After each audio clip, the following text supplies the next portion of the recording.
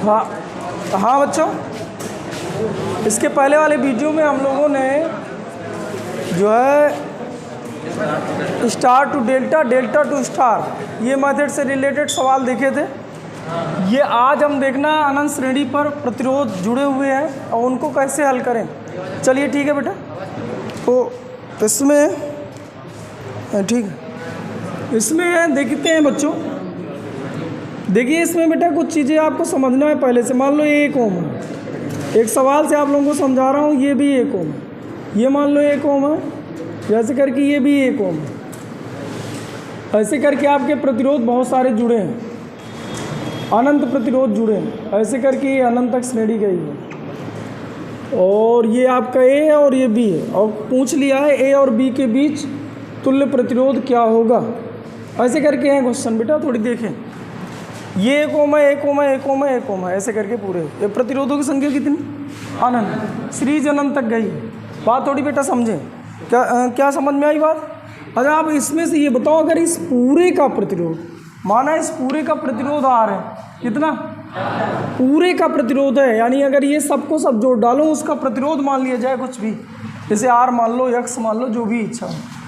अब उनमें से यदि यहाँ से सीरीज काट दी जाए, ये जो श्रेणी है यहाँ से काट के अलग कर दी जाए, तो अभी भी प्रतिरोधों की संख्या कितनी है? क्योंकि अनंत से यदि 2 प्रतिरोध में हटा लूँ तो अभी भी प्रतिरोधों की संख्या अनंत ही है। क्यों भाई? अनंत से 2 घटाया जाए तो अनंत ही बचेगा। और अनंत प्रतिरोधों को हम लोगों ने माना जो ये अनंत प्रतिरोध है, प्रतिरोध का जो तुल्य प्रतिरोध है, प्रतिरोध उसको हमने माना था आर। क्यों भाई? तुल्य प्रतिरोध आर माने थे। अब इनमें से यदि इतने हटा दिए जाए तो अभी भी इधर के प्रतिरोधों की संख्या कितनी है बेटा? अनंत है। और अनंत प्रतिरोधों का तुल्य प्रतिरोध कितना माने थे? इसका मतलब अभी भी इधर तुल्य प्रतिरोध कितना है बेटा? अरे बोल यार। इसका मतलब अगर हम लोग कुछ ऐसे इसको काट के अलग कर लेते, ये 1 ओम था, इधर से ये आपका 1 ओम है, और ये ऐसे जुड़ के आपका ए था और ये आपका बी था, और इधर वाले जो प्रतिरोध है अभी भी वो अनंत प्रतिरोध है, उनका जो तुल्य प्रतिरोध है वो कितना अभी भी है? आर है। क्यों भाई? जब ए बी के बीच तुल्य प्रतिरोध निकालेंगे तब भी कितना है? आर। अब बताइए अगर इसको देखा जाए, यानी इस वाले डायग्राम को इस ऐसे डायग्राम में बदल लें तो कोई अंतर? अरे बच्चों समझ में आ रही बात? इस वाले डायग्राम को ऐसे बदल लें तब भी कोई अंतर नहीं है। लेकिन अब देखिए ये और ये किस क्रम में? श्रेणी समांतर, समांतर। क्यों भाई? तो इनको जोड़ लिया जाए, उसके साथ ये श्रेणी क्रम में जोड़ दिया जाए तो ए बी के बीच का तुल्य प्रतिरोध यानी आर पता चल जाए। क्यों यार? अच्छा बताइए अगर इनको हम समांतर जोड़ते तो समांतर का प्रतिरोध यानी आर नेट बराबर लिखते 1/1 + 1/r। बोल सही। अच्छा इसका एलसीएम ले लिया जाए तो कितना? आर। अरे यार ही तो होता, इससे इसका भाग तो आर का ऊपर 1 में गुणा तो आर से आर कट गया 1, तो यानी 1/r नेट बराबर लिखा जा सकता है। तो बताइए आर नेट बराबर r/r + 1। अच्छा ये प्रतिरोध कहाँ से कहाँ का है? केवल इन दोनों को। अरे यही तो है, इसका जो तुल्य हमने निकाला वो तो था, यानी इन दोनों को एक साथ जोड़ के इतना लिखा जा सकता है। अगर ऐसा हम लोग लिख लें तो अब डायग्राम कैसे बनता है? ये बनता, इसके साथ आपको 1 ओम बचता, हाँ। ये मान लो आपका ए है, इसके साथ ये 1 ओम बस ये, और इन दोनों का जो तुल्य प्रतिरोध था वो है, उसको हमने कितना लिखा है?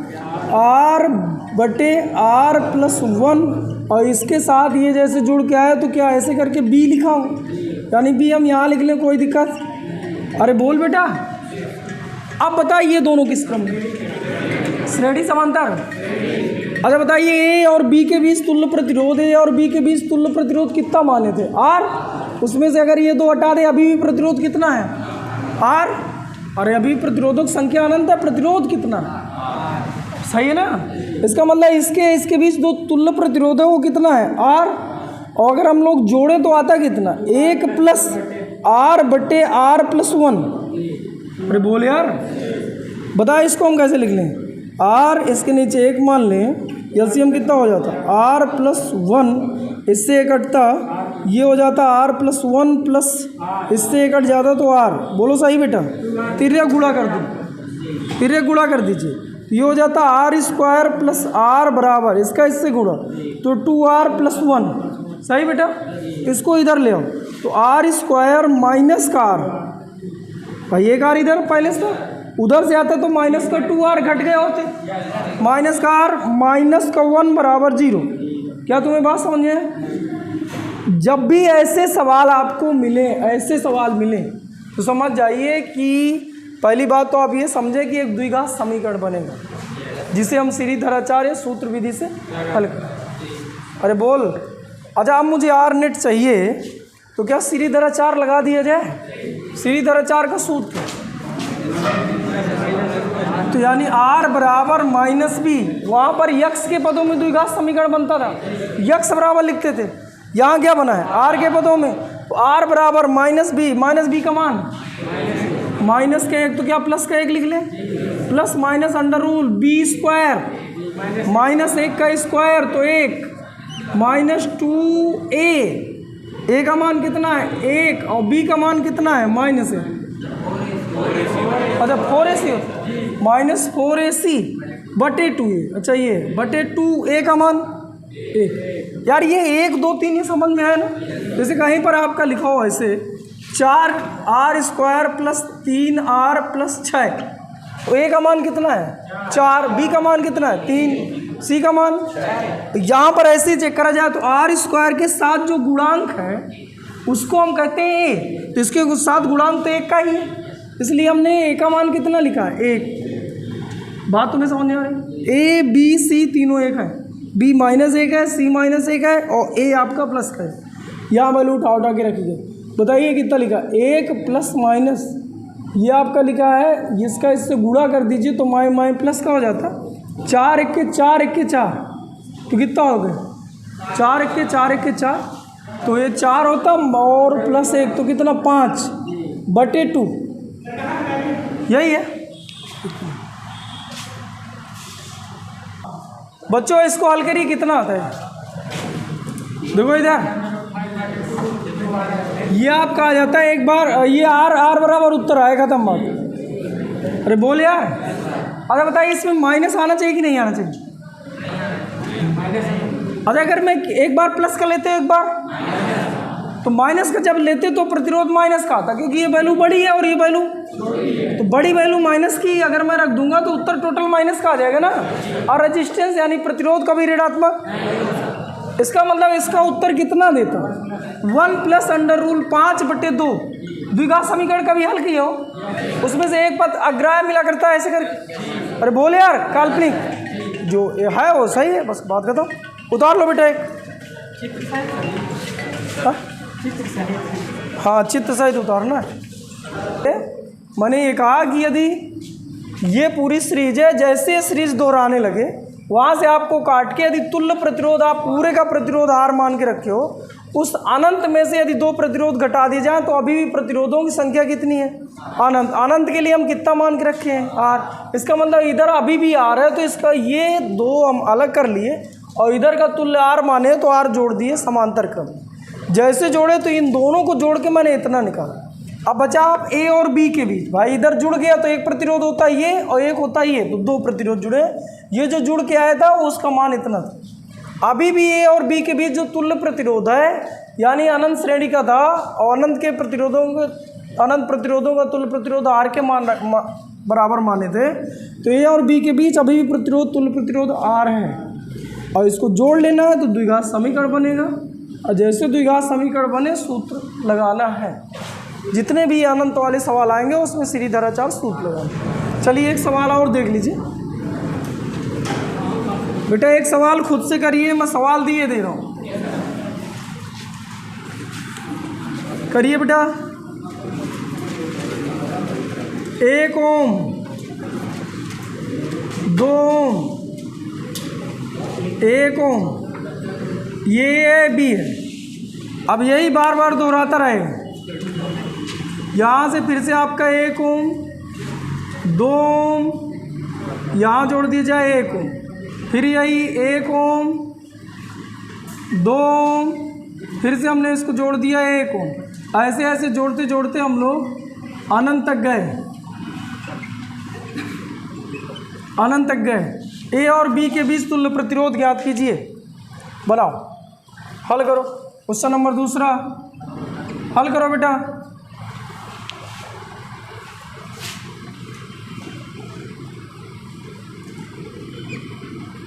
कैसे कहाँ से काटना है, क्या तुम्हें समझ में आ रही बात? वो दिख ही रहा है कटा हुआ, क्यों भाई?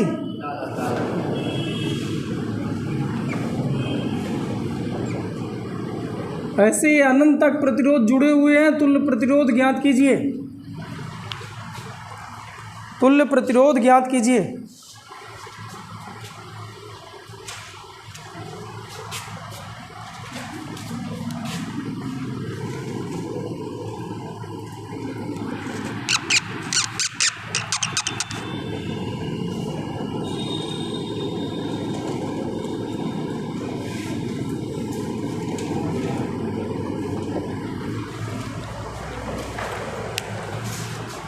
किसी ने हल किया? चित्र बना रहे हो, हल करो बेटा।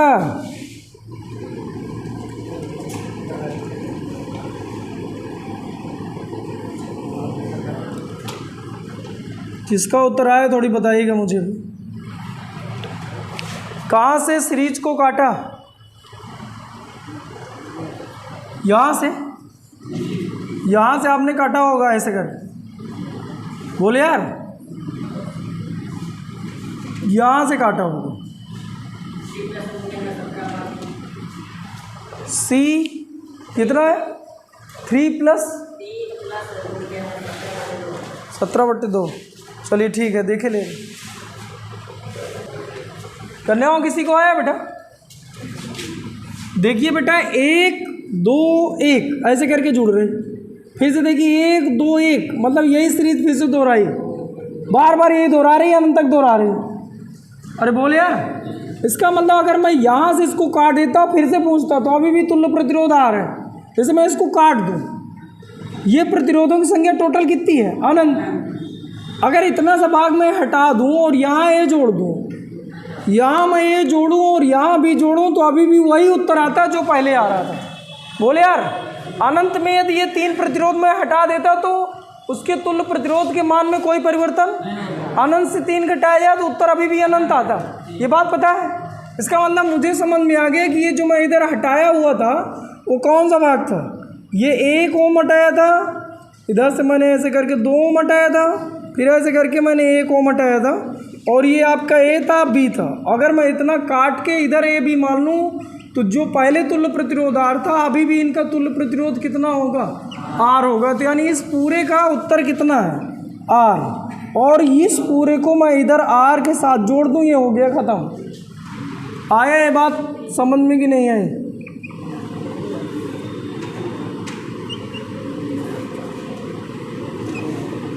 1 ओम 2 ओम 1 ओम, ये आपका ए था, ये बी था। मैंने क्या करा है, यहाँ से इसको काट दिया हूँ यहाँ से, और इसका तुल्य प्रतिरोध आर माना हूँ। ठीक है, अब जब ए बी के बीच तुल्य प्रतिरोध निकालेंगे तो वो भी आर ही रहेगा, जिससे द्विघात समीकरण बन जाए। बताइए इस पूरे का हल, इतने दोनों का उत्तर कितना?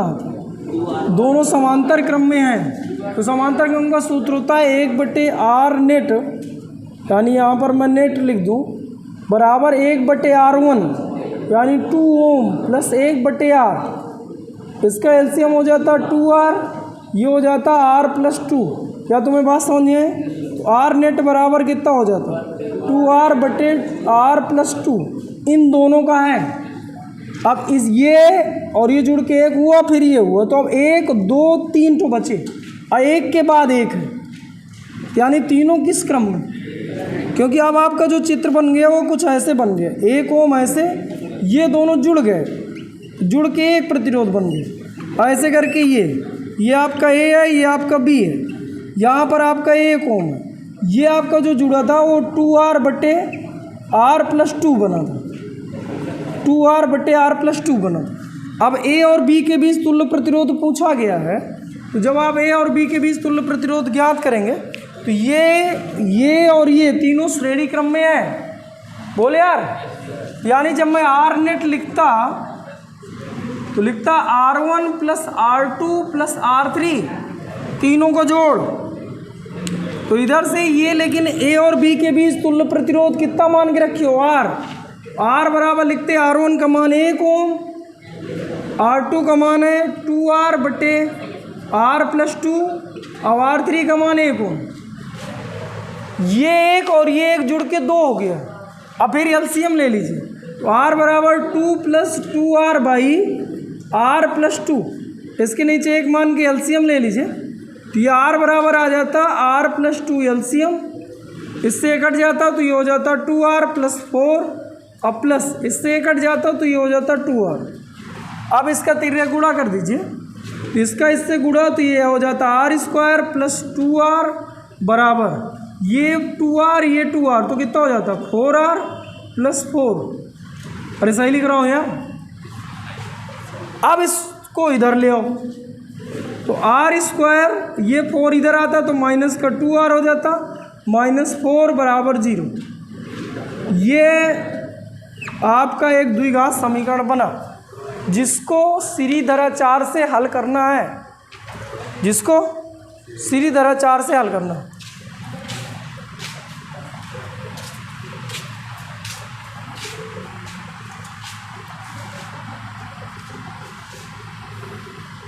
हल कर लेते, हल कर लो फिर, श्रीधराचार्य सूत्र लगा लो।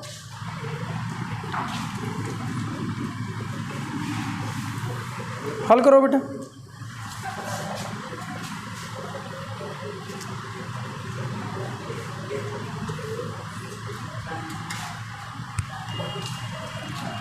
क्या लिखते बेटा, R बराबर सूत्र क्या होता है, -b ± √b² - 4ac बटे, तो -b तो क्या प्लस का 2 लिख लूँ मैं, प्लस माइनस √b²।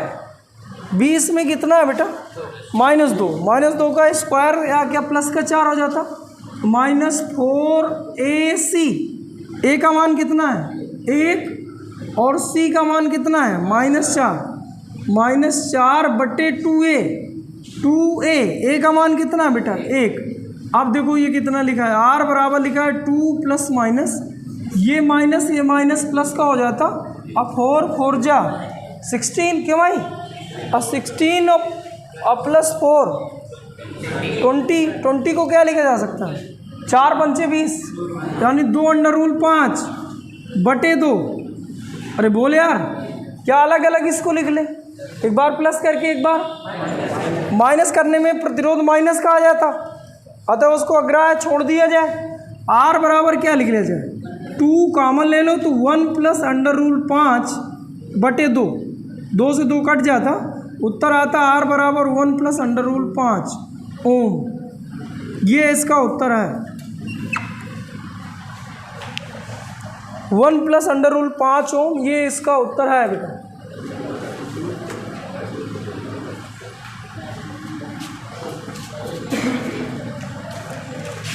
आया बेटा, और एक्सरसाइज ये ठीक है। अब एक और चल, और थोड़ी अच्छा सा चल, ठीक है फिर रो, मेरा क्या जाता है, ले फिर भाई 1 ओम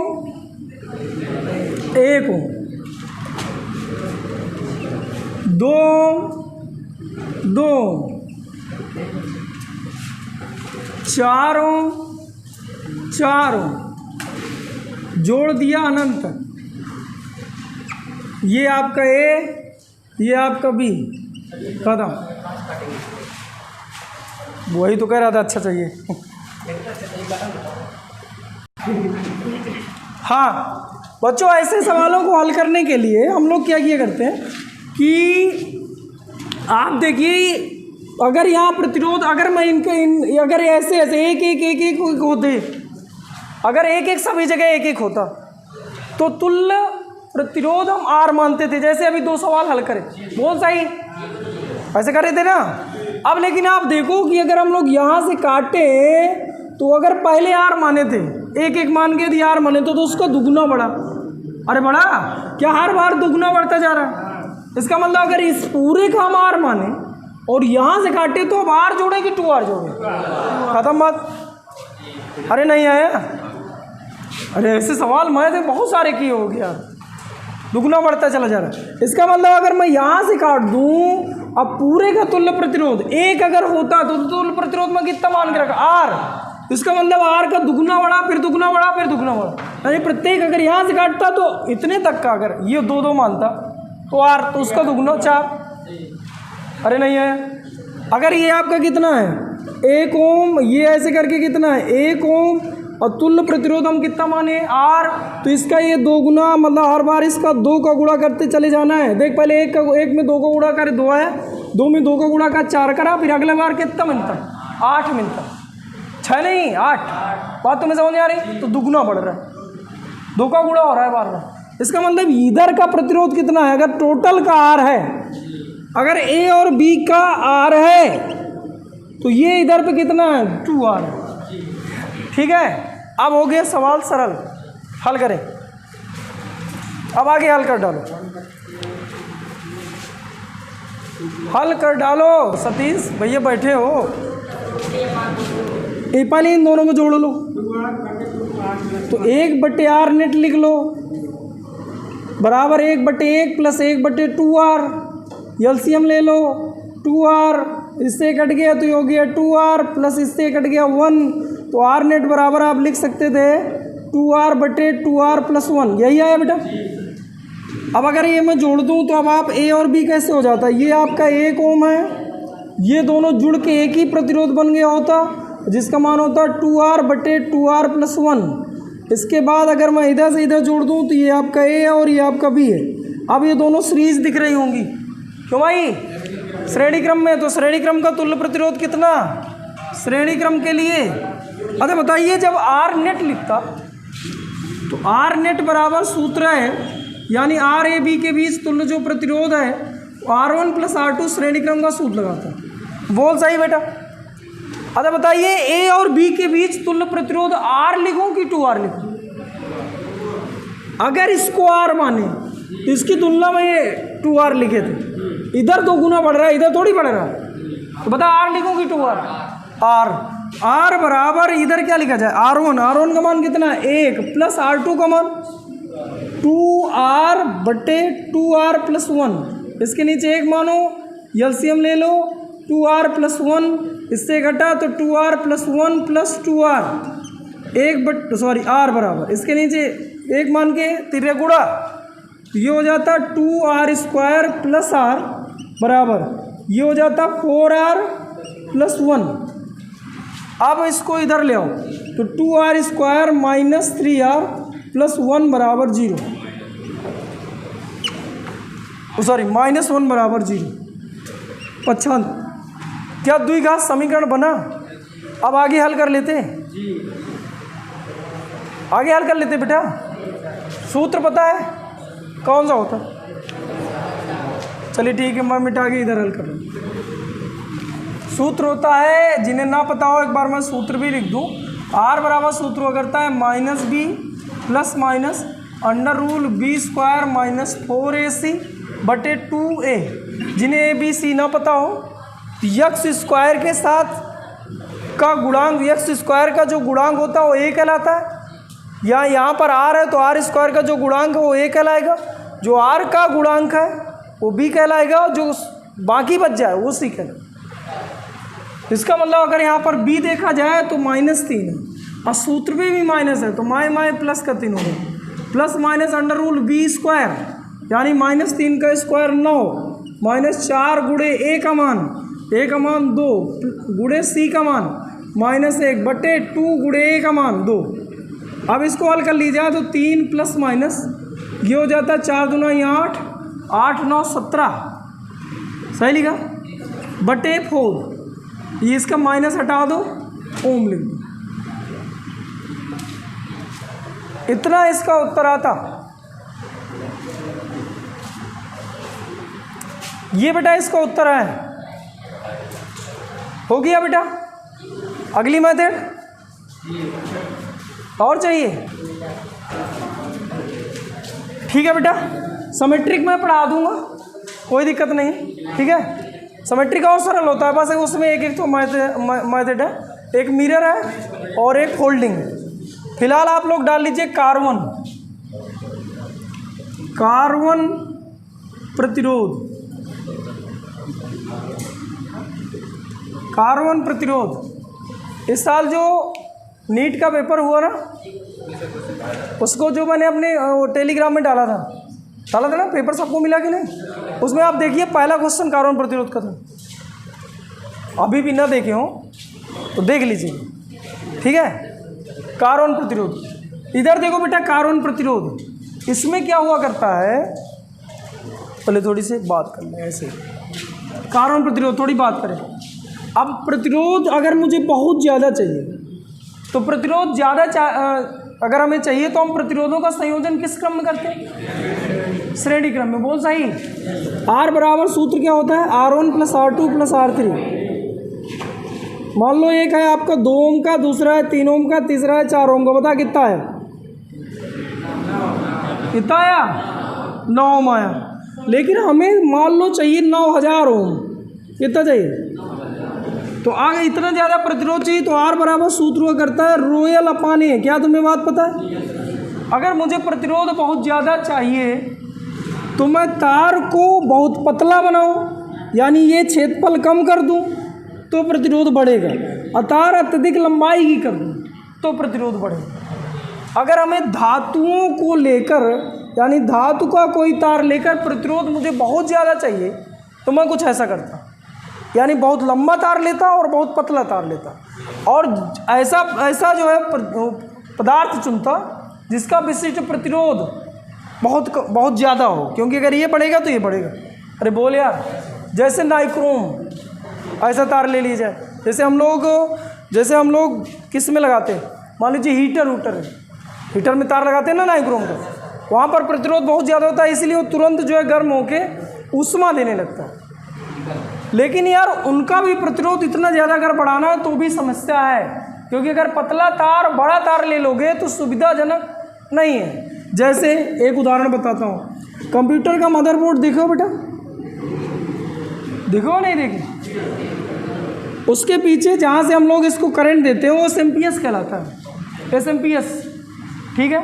वहाँ से आप कभी गौर करके देखिएगा, उसमें कम से कम 100 तारें निकली रहती हैं। मदरबोर्ड में अधिकांशतः पार्ट ऐसे होते हैं जो 2 एम्पियर पर काम कर रहा है। यहाँ से हमने कितना दिया है? 100 एम्पियर का करंट। अधिकांशतः पार्ट ऐसे हैं जो आपका 1 ही एम्पियर पर काम कर रहा है, 10.5 एम्पियर पर काम कर रहा है। उसमें ऐसे जो ट्रांजिस्टर छोटे छोटे से लगे होते हैं, वो ऐसे लगे होते हैं। हमने करंट कितना दिया?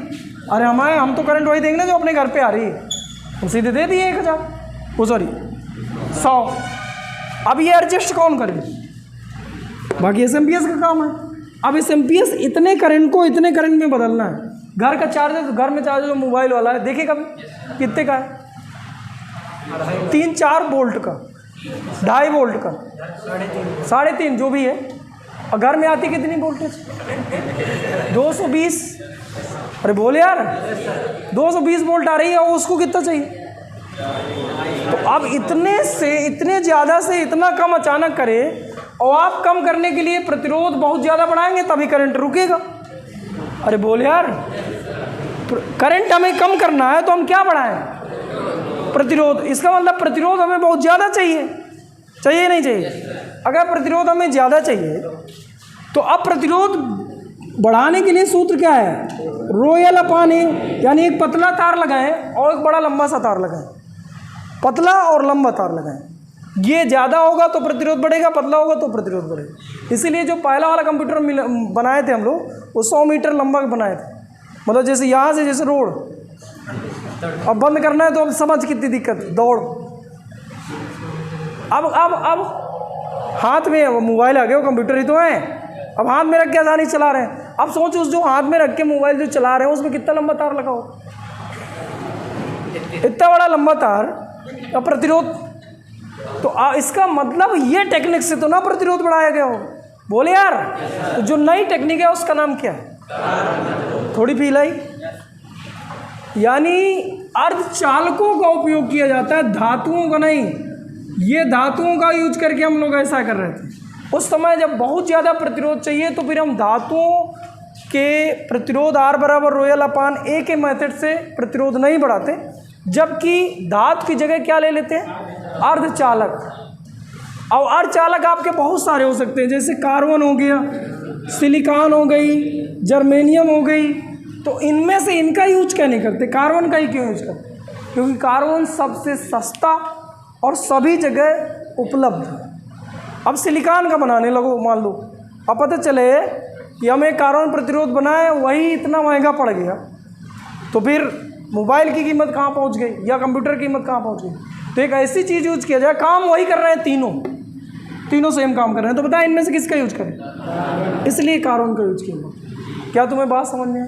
अच्छा, हम लोग लिखेंगे इसको वैसे, तो लिखो फिर बताएं। हेडिंग डालो कार्बन प्रतिरोध, हेडिंग डालो कार्बन प्रतिरोध, डाल लिया? तो लिखिए कुछ वैद्युत युक्तियों में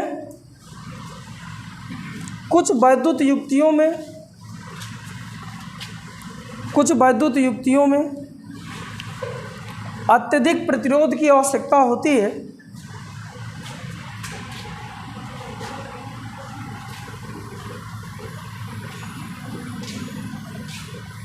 अत्यधिक प्रतिरोध की आवश्यकता होती है, अत्यधिक प्रतिरोध की आवश्यकता होती है, जिन्हें R बराबर रोयल अपान A,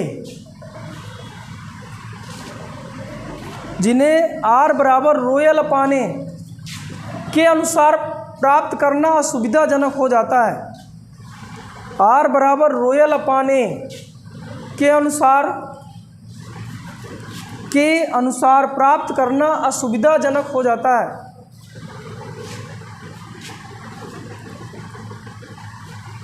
प्राप्त करना असुविधाजनक हो जाता है।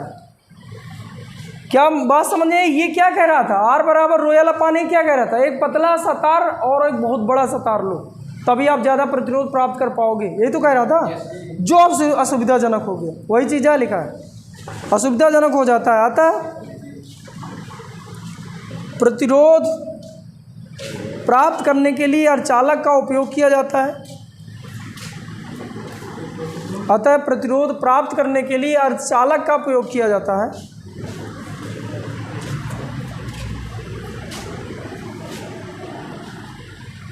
अर्धचालक का उपयोग किया जाता है, अर्धचालक का उपयोग किया जाता है। इन अर्धचालकों में से कार्बन, अर्धचालक का उपयोग किया जाता है। इन अर्धचालकों में से, अर्धचालक बहुत सारे हो सकते हैं, उनमें से, इन अर्धचालकों में से कार्बन सबसे सस्ता,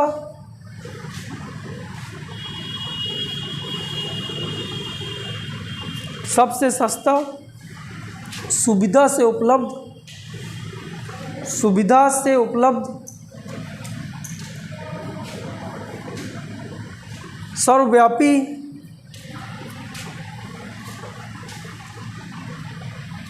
वह कमरे के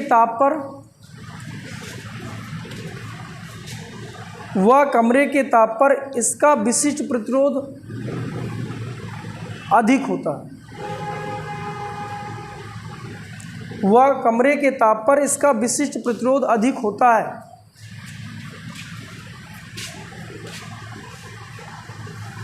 इसी कारण कार्बन अर्धचालक का उपयोग करते हैं। इसी कारण कार्बन अर्धचालक का उपयोग करते हैं।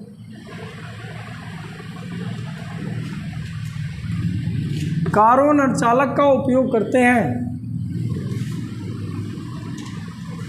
पैराग्राफ से लिख लीजिएगा इस प्रकार, इसी कारण कार्बन अर्धचालक का उपयोग करते हैं।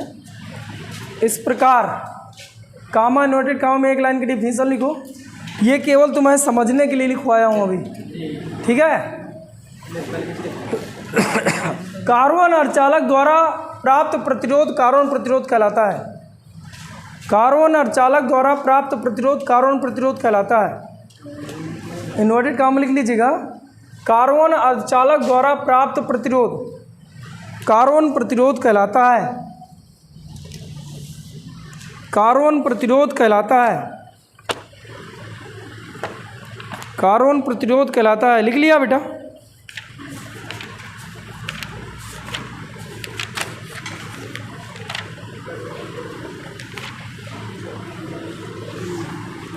कार्बन प्रतिरोध कहलाता है।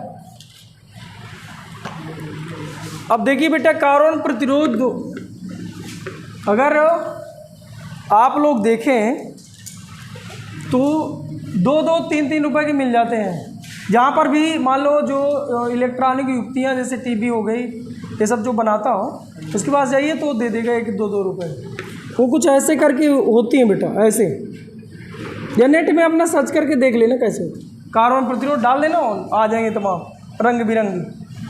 या कोई भी जैसे चार्जर टूट गया हो, देखिएगा, ये जरूर लगाओ। कोई भी इलेक्ट्रॉनिक युक्ति टूट गई हो, ये जरूर लगाओ। 1-2 तो नहीं, 50 लगा। ठीक है, देख लीजिए। अब ये ऐसे करके इसमें पट्टियाँ होती हैं विभिन्न रंगों की। 3 पट्टियाँ ये होती हैं। एक पट्टी थोड़ी हट के होती है। कितनी पट्टियाँ? 4। बात ढंग से समझिएगा। ऐसे करके एक कार्बन प्रतिरोध दे दिया जाए। अब ये जो रंगों की पट्टियाँ होती हैं, भिन्न भिन्न रंगों की होती हैं। प्रत्येक रंग का एक निश्चित कोड होता है, जिसको हम कहा करते हैं वर्ण कोड। वर्ण मीन्स रंग का एक कोड, और इसको रटना पड़ता है। बस जैसे हम लोग रट लिए, इसका प्रतिरोध निकालना हम लोग सीख जाते हैं। अरे बोले यार, जो पहली पट्टी होती है, जैसे मान लो इसको मैं रेड से रंग दूँ, इसको मान लो ब्लैक से रंग दूँ, और इसको मान लीजिए मैंने व्हाइट से रंग दिया। ठीक। अब एक सूत्र हम लोग रटा करते हैं, B Roy, great boy, very good wife.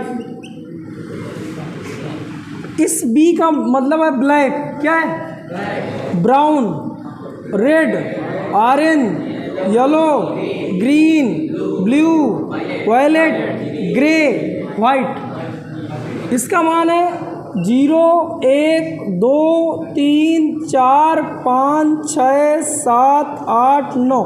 अब कोई भी अंक बनाया जा सकता है। अरे हमारे पास जो अंक है 0 से लेकर 9, 10 ही तो हैं, और 10 रंग है। खत्म बात। अब बता, रेड को मैं क्या लिखूँ? 2। यार गौर से देख भाई। ब्लैक को कितना लिख लूँ? पहला वाला ब्लैक, दूसरा वाला ब्राउन, तीसरा वाला ये। 3 तो बी है। ब्लैक, ब्राउन, और ये क्या? तो ये 0 लिखा है, तो कितना बन गया? प्रथम 2 पट्टियाँ प्रथम 2 सार्थक अंकों को व्यक्त करती है। तीसरी पट्टी 10 की घात को व्यक्त करती है। 10 की घात कितनी? 10 की घात 9। आगे लिखो ओम। इतने ओमान। अब देखो कितना ओम है। 20, 9 2 0। है भाइयों? अरे है,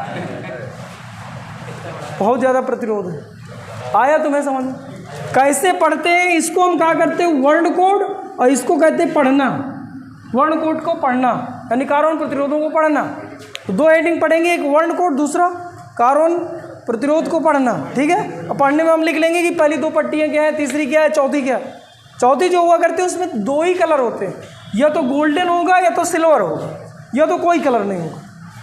तो अगर गोल्डन है तो इसकी विश्वसनीयता 5% है, यानी लाइट 5% कम है, ज़्यादा है तो बैलेंस करे रहेगा। अरे बात समझ रहे हैं? अगर गोल्डन है तो 5%, सिल्वर है तो 10%, कोई कलर नहीं है तो 20%। यानी अगर कोई कलर नहीं है, मतलब 3 पट्टी वाला मिल जाए तो सबसे अच्छा है खरीदने में। ठीक है। लेकिन चौथी पट्टी का मिल रहा है तो आप देखिए कि उसमें शायद हमें सिल्वर मिल जाए तो बढ़िया है ना। फिर गोल्डन मिले तो लेना तो है ही है, लेकिन सबसे ख़राब है। तो चलिए ठीक है, लिखें। हेडिंग डालें वर्ण कोड। वर्ण कोड, वर्ण कोड। तो लिखिएगा, कार्बन प्रतिरोध का मान ज्ञात करने के लिए, कार्बन प्रतिरोध का मान ज्ञात करने के लिए, कार्बन प्रतिरोध का मान ज्ञात करने के लिए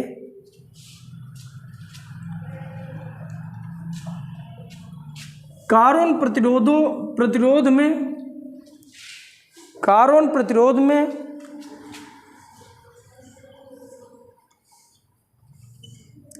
विभिन्न रंगों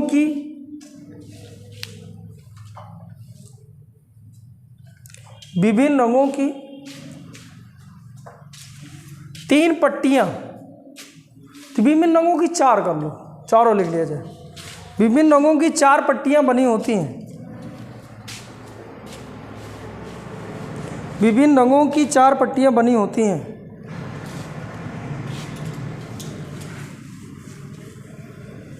इन रंगों का एक निश्चित कोड होता है।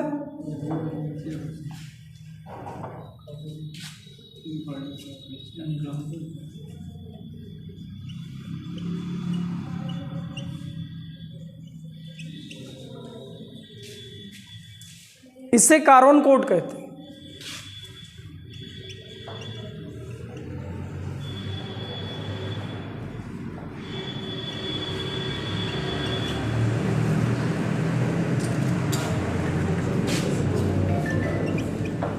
लिख लो बेटा, वर्ण इधर डाल लो, कोड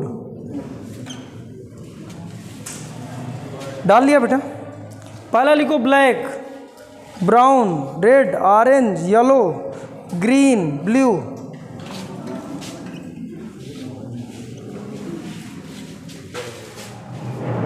वायलेट,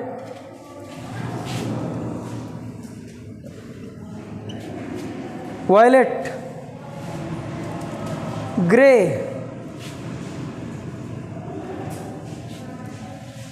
लिख लिया बेटा, ग्रे, व्हाइट,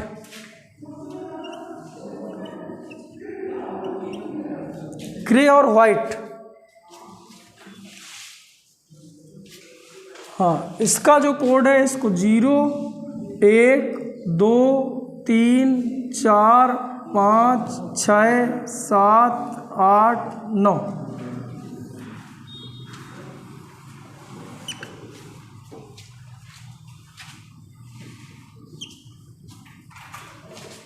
लिखिए बेटा, वर्ण कोड में ये लिख लें, और याद रखने के लिए एक सेंटेंस याद कर लें। याद रखने के लिए निम्न वाक्य याद रखें। बीबी रॉय, कुछ लड़के पढ़ा करते बीबी रोए। ग्रेट बॉय,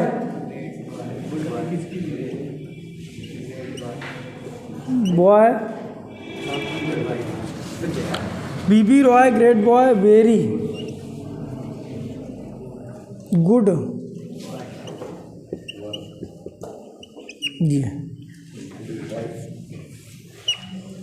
ये जो नीचे आपके ये सेंटेंस बनाने के लिए ऐसा लिख दिए, ठीक है। इनसे केवल ये बी से मतलब है, ये वी से मतलब है, जी से और ये डब्ल्यू से। क्या तुम्हें बात समझ में आ गई मालिकों?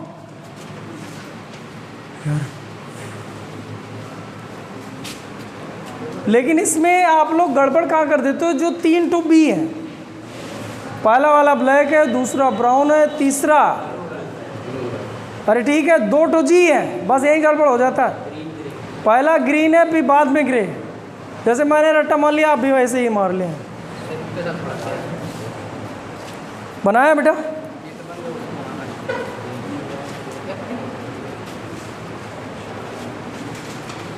अच्छा, ये कितनी पट्टियों के लिए होता है? 3 पट्टियों के लिए। बना लिए इतना?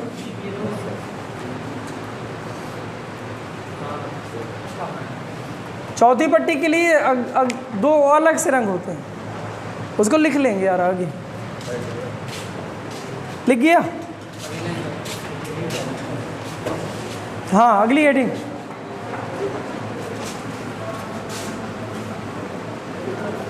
अगली हेडिंग बेटा,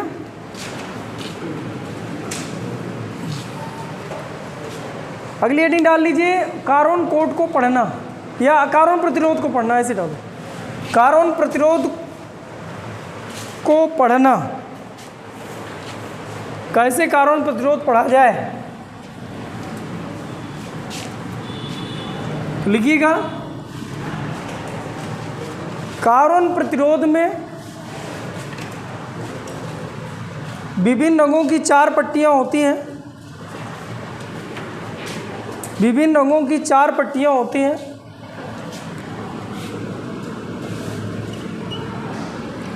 कार्बन प्रतिरोध में विभिन्न रंगों की 4 पट्टियाँ होती हैं।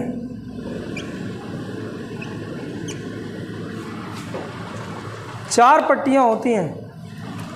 प्रथम 2 पट्टियाँ A, B स्मॉल लेटर में चित्र में बना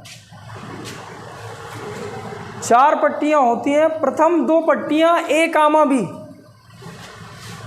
स्मॉल लेटर में A, B लिख लीजिए।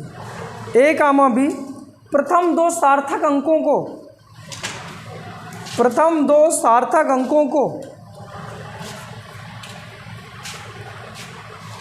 प्रथम 2 पट्टियाँ A, B प्रथम 2 सार्थक अंकों को लिखा। तीसरी पट्टी C 10 की घात को, तीसरी पट्टी C 10 की घात को, व चौथी पट्टी D, व चौथी पट्टी D विश्वसनीयता को व्यक्त करती है। विश्वसनीयता को व्यक्त करती है।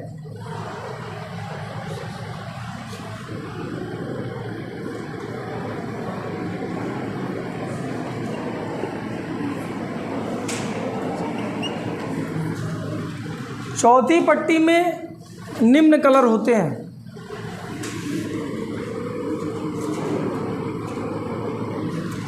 चौथी पट्टी के कलर लिख लो। सिल्वर SILVER ये होता ±10%। No colour ±20%। चौथी पट्टी डी के लिए है, विश्वसनीयता को व्यक्त करती है। चौथी पट्टी डी में निम्न कलर होते हैं। ये एक चित्र बना लीजिएगा, चौथी पट्टी के कलर लिख लीजिए। ठीक है, अब सवाल लगाओ तो कम ज़्यादा।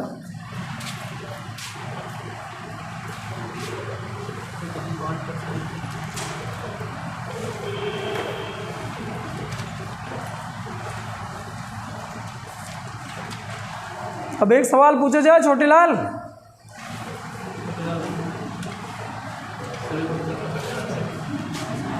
एग्जाम्पल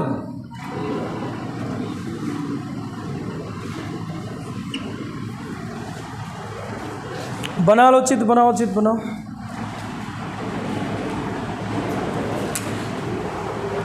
पाँच 5%, 10%, 20%। चलिए ठीक। एक क्वेश्चन है आपका, क्वेश्चन लिख लो। एक कार्बन प्रतिरोध,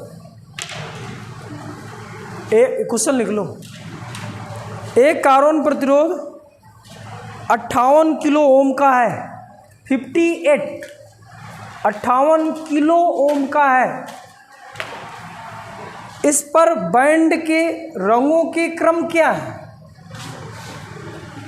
इस पर बैंड के रंगों का क्रम क्या है?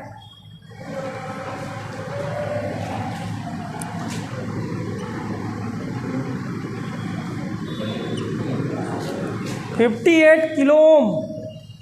अच्छा ढंग से देखो तो ये कितना लिखा है? 58 गुणे 10 की घाते 3 ओम। अब बताइए पहला कलर कौन सा है? ए बराबर कितना है जिसमें 5 हो? बोले यार, तो हम क्या लिखते हैं? ग्रीन। बी बराबर कितना है जिसमें 8 हो? ग्रे। अगर बताइए सी बराबर कितना है? तीसरा कलर सी 10 की घात को व्यक्त करता है। बोले यार, ऑरेंज। अरे यार सही है। बताइए इसमें चौथी पट्टी है क्या? मतलब ±20%। कोई कलर, नो कलर। क्यों भाई? इससे सुनिए था ±20%। ये इसका उत्तर है। यहाँ से यहाँ तक जो मैंने लिखा है ये आंसर है, जिन्हें समझ में आ गया। कुल मिला के ये सेंटेंस याद कर लो, BB Roy great boy very good wife, ठीक है। और जीरो से काउंट करना है, आप एक से काउंट कर देते हो तो गड़बड़ हो जाता। बी पहला बी जीरो है, ठीक है, जीरो से लेकर 9 तक बस उठा के रखना। क्वेश्चन नंबर दूसरा, एक मैंने ऐसे कार्बन प्रतिरोध रखा है जिससे पूछा जाए, अपनी कॉपी में सीधे लिख लेना है, पूछा जाए तो ही बताना है। पहला था रेड, रेड से ही कर दूं क्या मैं? हाँ, पहला था रेड, वाह। दूसरा था ब्लैक और तीसरा था फिर रेड। रेड ना किया जाए, कुछ और किया जाए, ऑरेंज कर दिया, ठीक है। पहला है रेड, दूसरा है ब्लैक, तीसरा है ऑरेंज,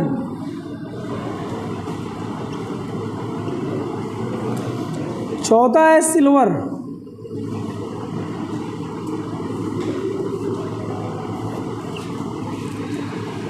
प्रतिरोध का मान होगा, आंसर लिख के दिखाएं, कितना आया? 20 प्लस माइनस 20 गुणे 10 की घात 3 प्लस माइनस 10, सबका आया इतना। रेड को हम क्या लिख सकते हैं? 2। ब्लैक को कितना लिख सकते हैं? 0, यानी पहले 2 पट्टियाँ प्रथम 2 सार्थक अंकों को व्यक्त करेंगे, तीसरी पट्टी 10 की घात को व्यक्त करेंगे। तो ऑरेंज मतलब 3, अरे बोल यार, प्लस माइनस चौथी पट्टी विश्वसनीयता व्यक्त करती है, जो चौथी पट्टी थी सिल्वर, तो पहला होती है गोल्डन 5%, सिल्वर 10%, कोई कलर नहीं 20%, तो क्या 10% लिख दूँ? तो क्या यहाँ पर लिखो 10% और लिखो ओम। ये इसका आंसर है। बताओ इसको हम क्या इसमें नई टेक्निक बता दें? रटो, लिखो, खत्म। 2 ही तरह के सवाल आते हैं, या तो पट्टियाँ दी रहेंगी, वैल्यू पूछेगा, वैल्यू दी रहेगा, पट्टियाँ पूछे और टाइम पास करें, हो गया। समझ गए आप लोग? चलिए ठीक, आगे।